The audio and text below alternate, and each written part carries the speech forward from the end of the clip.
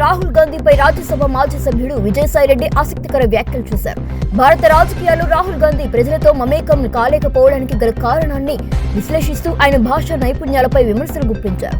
Vijayasai Reddy social మీడియాలో స్పందిస్తూ రాహుల్ గాంధీ సహజంగా ఇంగ్లీష్లో బాగా మాట్లాడతారు, కానీ భారతదేశంలో రాజకీయాల్లో గెలవాలంటే ప్రజలు రోజు మాట్లాడే భాషలో ప్రావీణ్యం ఉండాలి.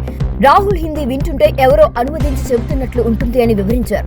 ఆయన హిందీలో ఇంగ్లీష్ పదాలు యాస స్పష్టంగా కనిపిస్తాయని, స్థానిక నుడికారాలు జాతీయాలు అసలు ఉండవని పేర్కొన్నారు. రాహుల్ గాంధీ ఇంగ్లీష్ లో ఆలోచించి హిందీలో మాట్లాడుతున్నట్లు అనిపిస్తుంది.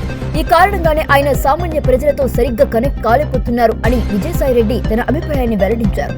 ప్రజల భాషలో మాట్లాడడమే రాజకీయ విజయానికి పునాది అని, ఆ విషయంలో రాహుల్ వెనుకబడ్డారని ఆయన పరోక్షంగా వ్యాఖ్యానించారు.